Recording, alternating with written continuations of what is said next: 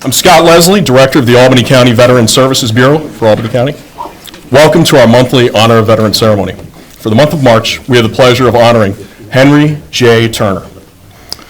We ask God to show us ways in our communities and churches to thank our military. Keep and protect those heroes now in your care and comfort their families. Give us a true appreciation of the benefits of human freedom, and never let us forget the lives sacrificed to attain it. God bless our veterans. God bless America. Amen. You know, there's so much to say in a short time to say it, but you look at how someone leaves a legacy in their life and the impact they have on the community. I do want to say to LaSalle and the Albany High cadets, you know, you should be talking to the veterans behind you, and I know you take that time into the family to see the impact someone has that puts that uniform on. I like to remind people less than 1% don that military uniform to defend our freedoms, to believe in whoever you want to believe in, to worship whatever God you want to worship, to agree to disagree with your neighbors because of veterans served. That's why we enjoy what we enjoy, whether you agree with war, not agree with war, whether you want to get into the debate of what's going on around the world, we enjoy that because of the military men and women that have walked before us, continue to walk with us, and the future service members of the United States military. To be married over 58 years, you know, and Over 60. so over we just had this debate. We figured Scott was like 65, right? Not yet. All right, we're just trying to figure that. Not yet, close though, right? He's working on it. He is working on it. All right, we'll see. And you know, to have that legacy alone and just serving during the Korean War, getting out of Bethlehem High School in 1950, going over to Germany, coming back. He worked for Walters for a while, and then he went over to the electrical company for 25 years, and to be a volunteer firefighter, to give back to the community, and to be part of the drill team. I believe the Wanderers, right? And you know, in the Model T, which I do like the car, so the Model T car, and to be part of the drill team and the impact he had and the impression he had on. And the one thing I always say about veterans, they serve, and I could go on forever about their service to their country, them putting the uniform on, because they don't do it for the money. They didn't do it for the pats on the back. They volunteered. It's an all-volunteer military, except during Vietnam. But other than that, it's a volunteer service. And to go over and do what you did and come back, they have a right to live a quiet life. They have a right to come back and just be whoever they want to be and not get in debates and arguments and just enjoy life. But they come back and they always give more to the community. I see it time and time again with veterans.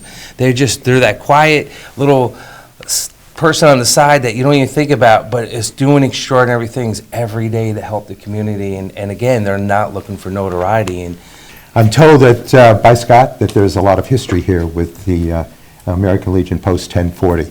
I believe it was his father-in-law that was commander at one time of the post, and maintained a lot of activities here in making certain that services to the veterans are always important. But to his service in the Korean War, oftentimes dubbed the Forgotten War, which is an offensive statement in and of itself, because those who were benefited in Korea by his service will continue to say they're not forgotten. And so we thank you for his work in the Army as a communications specialist, which he seemed to carry forth with that talent and skill when he returned home, working with Western Electric and making certain that as an installer there, he was able to emphasize the importance of communications and provide for the technology and the retrofitting and the improvements and the innovation that came through the years. Which seems quite appropriate, because freedom of speech, communication, the opportunity to communicate as we can is part of the list of freedoms and opportunities for which he fought. And so he defended that and put it into avid expression through his work and service. It is an absolute pleasure to join you today. I always think that this is a wonderful way to start the month, to start the week, to give us a moment to all reflect on the service, the sacrifice, and the legacy of so many. So thank you for sharing your husband, your stepdad, dad, granddad's story with us, and allowing us this opportunity to not only honor him, but to honor all of those who have served, because in the end, that's really what these monthly Honor a Vet services are. It's to honor all while we highlight one. Ordinary people leaving their houses, leaving their farms, leaving their community, going out and doing extraordinary things. I'm sure the town of Bethlehem was significantly different in 1950. I'm sure he'd be pretty surprised as the way how much it's grown so much over the years and how much it's changed in a lot of ways for the better. But Bethlehem was a small town at that time, and when people went away, went overseas to Korea, I'm sure he was flabbergasted as to what his life was like. I don't think he planned that. We tend to focus on the people who make a big show, but the people who really make our world a better place are the people who are constantly fixing things. And Hank was one of those perpetual fixers and builders, and one who made a real difference. According to his son, Scott, Hank was the person everyone went to when something was broken or needed to be fixed. He wired massive automatic telephone switching systems for the phone company that changed the way we communicated across the country. He built a hot rod made up of many different cars that is still driving in the Memorial Day parade every year. He kept the mowers running at our town park for years, even after he was retired. And if Hank couldn't fix it, it couldn't be fixed. Hank proudly served our country in Germany during the Korean War, but I think his greatest legacy is everything that is running today because of him, and Bethlehem is richer because of his constant tinkering and fixing. Government can't possibly do everything.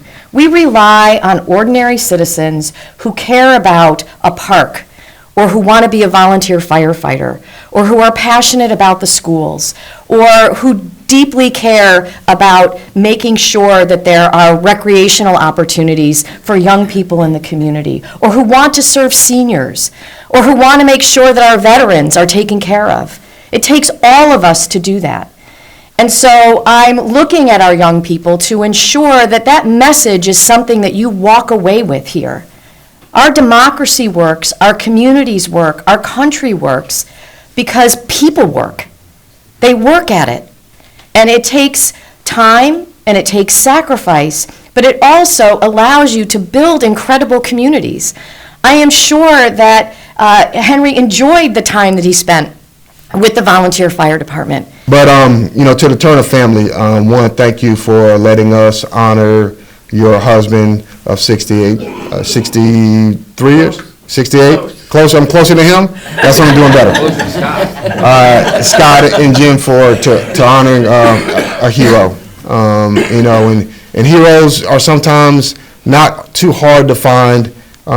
You just got to pick up your head and just look, and you'll see. I know they don't consider themselves heroes, but those individuals who served before I did, are definitely heroes in my book.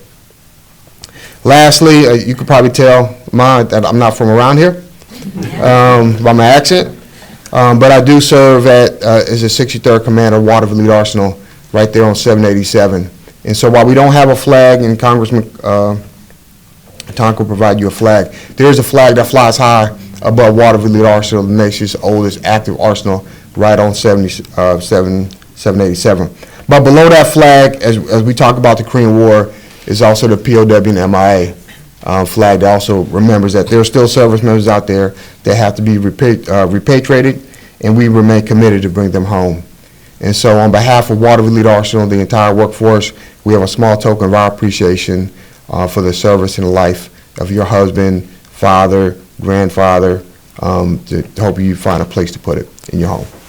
Normally you see a ceremony of this size and it's for somebody who won some medals or was a war hero or something along those lines. But to see this many people out for Hank, who was just an ordinary guy, who enlisted because it was the right thing to do. His older brother had served, his dad had served, and when it came time, it was time for him to serve because it was the right thing to do. And Now I'd like to thank you folks. It's, you all have busy lives, and you get a little snapshot of Hank's life to try to put together some remarks, and it was great. I appreciate it very much.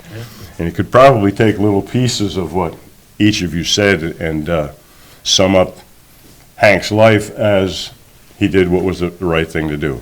He served in Korea, in Germany, which I'm sure he was very happy at the last minute to have been detoured as the armistice was announced, and he got a change of orders not to go to Germany. I'm pretty sure, judging from some of the pictures we have, it was a much nicer time than it would have been in Korea itself.